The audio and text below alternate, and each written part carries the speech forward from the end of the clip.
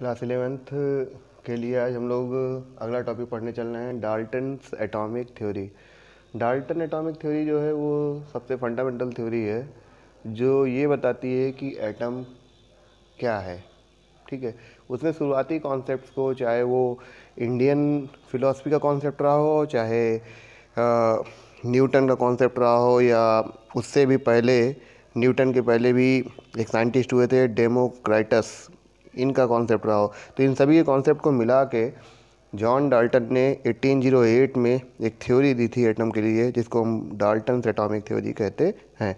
Dalton atomic theory जो base थी वो मैटर पर बेस थी कि जो मैटर होता है वो बहुत ही स्मॉलेस्ट पार्टिकल, माइन्यूट पार्टिकल से बना होता है, जिसे हम क्या बोलते हैं, एटम कहते हैं। एटम एक ऐसा पार्टिकल है अकॉर्डिंग टू डाल्टन जिसे ना तोड़ा जा सकता है, इंडिस्ट्रक्टिबल,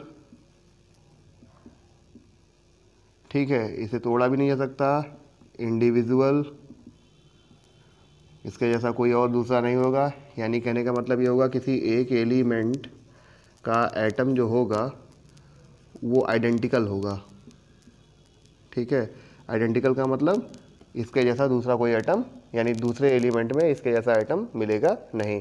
कहने का मतलब ये हुआ कि अगर हाइड्रोजन के एटम की बात की जाएगी तो हाइड्रोजन का एटम जो होगा वो हीलियम के एटम के जैसा नहीं होगा। दोनों एटम क्या होंगे, डिफरेंट डिफरेंट होंगे। ठीक, तो ये एक पॉइंट पहला तो हो गया डाल्टन की थ्योरी का कि एटम जो होते हैं इंडिस्ट्रक्टिबल होते हैं, इंडिविजुअल होते हैं, और किसी भी एक एलिमेंट का एटम दूसरे एलिमेंट के एटम के जैसा नहीं होता, यानी atoms are identical in nature. और एक बात उन्होंने कही थी कि atoms of different element differ in the properties, मतलब एक एलिमेंट का एटम जो है वो दूसरे एलिमेंट की जो साथ आइडेंटिकल नहीं है। ये तो एक और चीज़ हो गई। एक और यहाँ पर पॉइंट इन्होंने बोला कि प्रॉपर्टी भी डिफरेंट होती है। अब प्रॉपर्टी में केमिकल प्रॉपर्टी और फिजिकल प्रॉपर्टी, आगे हम पढ़ते हैं कि फिजिकल प्रॉपर्टी होती है और केमिकल प्रॉपर्टी होती है, तो यहाँ पर इसकी प्रॉपर्टीज़ भी डिफरेंट होंगी। अब जैसे एग्जांपल के लिए आप लोग आयरन का एक आइटम ले लेते हैं और एक आइटम हाइड्रोजन का, तो हाइड्रोजन का आइटम गैसियस। अब ये एक चीज़ ये ध्यान रखना कि एक एटम किसी भी स्टेट में नहीं हो, गैसियस स्टेट में ही होता, सिंगल एटम। लेकिन अगर हम पूरे मैटर की बात करें तो हाइड्रोजन गैसियस मैटर है और आयरन जो है वो सॉलिड स्टेट में पाया जाता है। ठीक है, तो ये डिफरेंस हो सकता था उनकी प्रॉपर्टीज़ में। इसके साथ साथ आगे बोलता है कि जब भी हम कंपाउंड बनाएंगे, कंपाउंड आप जानते हो जब कंपाउंड कैसे बनता है, जब दो या दो से अधिक एलिमेंट्स आपस में क्या होते हैं, मिक्स करे जाते हैं एक फिक्स प्रपोर्शन में, तो वहाँ पर क्या बनता है, कंपाउंड बनता है। ठीक है, तो कंपाउंड जब बनेगा तो जब दोनों एलिमेंट आपस में मिक्स किए जाएंगे तो हर एटम की जो आइडेंटिटी होगी वो डिफरेंट डिफरेंट होगी। ठीक है, कह रहा है compound are form when atom of different element combine with each other in simple numerical ratio, यानी फिक्स प्रोपोर्शन की बात करी जा रही है कि अगर सोडियम क्लोरीन के साथ रिएक्ट कर रहा है तो सोडियम क्लोराइड बन रहा है, मैग्नीशियम के साथ रिएक्ट कर रहा है तो मैग्नीशियम क्लोराइड बन रहा है, और एल्युमिनियम के साथ रिएक्ट कर रहा है तो एल्युमिनियम क्लोराइड बन रहा है।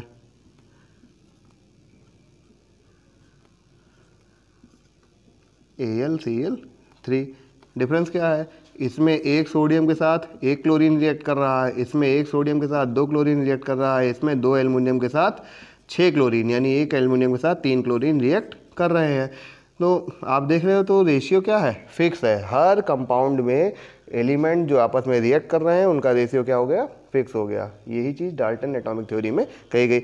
आप ये मान के चलिए कि डाल्टन की एटॉमिक थ्योरी जो थी इसमें जो भी पॉइंट्स कहे गए थे आज मॉडर्न केमिस्ट्री में उसका कोई भी रोल नहीं बचा। लेकिन बेसिक केमिस्ट्री की बात करें तो शुरुआत जब हुई तो उस समय सबसे इम्पॉर्टेंट थ्योरी थी। ठीक है, अब जैसे भाई कहा जा रहा है कि एटम जो है वो इंडिस्ट्रक्टिबल है। आप जानते हो कि एटम जो होते हैं वो इलेक्ट्रॉन, प्रोटॉन और न्यूट्रॉन और सब फंडामेंटल पार्टिकल से मिलके बने हैं। तो अब जब इनको इलेक्ट्रॉन, प्रोटॉन और न्यूट्रॉन से मिलके बने हैं, इनको अलग अलग भी किया सकता है, तो एटम कहाँ से इंडिस्ट्रक्टिबल रह गया, मतलब उसे तोड़ा तो जा ही सकता है। दूसरी बात ये कही जा रही है कि एटम जो होता है वो एक एलिमेंट का एटम जो रहता है वो आइडेंटिकल रहता है। आप जानते हो कि किसी भी न्यूक्लियर रिएक्शन के द्वारा, अब जैसे कार्बन 6 कार्बन 14 है, तो इसको आप चाहो तो क्या कर सकते हो, एक प्रोटॉन की सहायता से किस में कन्वर्ट कर सकते हो, 7 नाइट्रोजन 15, ठीक है, या 7 नाइट्रोजन 14 में ही कन्वर्ट करके 0 E1 लेके निकल गए। ठीक है, तो इस तरह से कह सकते हैं कि भाई आप न्यूक्लियर रिएक्शन से किसी भी एलिमेंट को ट्रांसम्यूट कर सकते हो, एक एलिमेंट को दूसरे एलिमेंट में कन्वर्ट कर सकते हो। आप बेसिक रिएक्शन देखो तो जो सन में होने वाली रिएक्शन है जिसमें 4 हाइड्रोजन क्या करते हैं, 4 हाइड्रोजन का फिशन होता है, फिशन की फ्यूज़न, 4 हाइड्रोजन का फ्यूज़न होता है और फ्यूज़न से क्या बनता है 2He4, ठीक है, और साथ में इनॉर्मस अमाउंट ऑफ एनर्जी। तो कहने का मतलब क्या हुआ कि हाइड्रोजन किस में कन्वर्ट हो गया, हीलियम में कन्वर्ट हो गया। आप देख सकते हैं कि हाइड्रोजन हीलियम में कन्वर्ट हो रहा है, यानी एलिमेंट को ट्रांसम्यूट भी किया जा सकता है। ऐसा कह नहीं सकते बिल्कुल भी कि जो है जो एलिमेंट है वो आइडेंटिकल रहेगा, उसको चेंज नहीं किया सकता है। एलिमेंट के एटम को भी चेंज किया जा सकता है, उसे एक एटम से दूसरे एटम में कन्वर्ट किया जा सकता है। आज मॉडर्न केमिस्ट्री में ये चीज़ पॉसिबल है, ठीक है। तो डाल्टन की ये बात भी गलत हो जा रही थी। फिर उसने बोला था कि जो है एक एलिमेंट जो है उसके एटम की जो प्रॉपर्टी होती है वो फिक्स होती है, उसमें कोई चेंज नहीं किया सकता।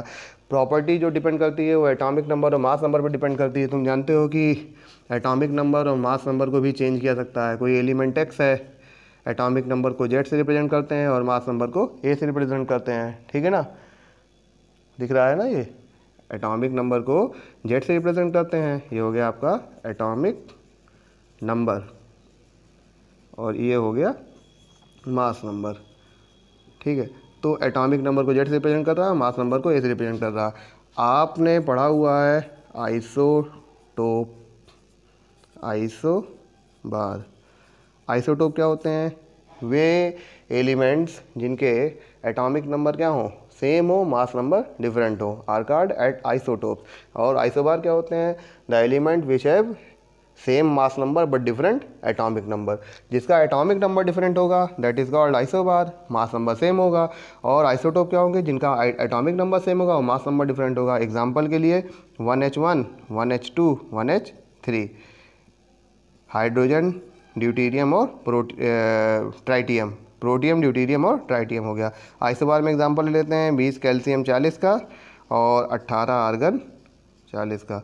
तो ये दोनों देखो मास नंबर क्या है, सेम है, तो इस वजह से क्या हो गए, आइसोबार्स हो गए। ऐसे बहुत सारे और एग्जांपल देने बाकी हैं, लेकिन फिलहाल डाल्टन के एटॉमिक थ्योरी के प्रोस्पेक्टिव में यही एग्जांपल्स हम लोगों को देखने थे कि मतलब वो जो भी एग्जाम्पशन ले रहे थे शुरुआत में, उस समय के लिए तो बहुत सही थे।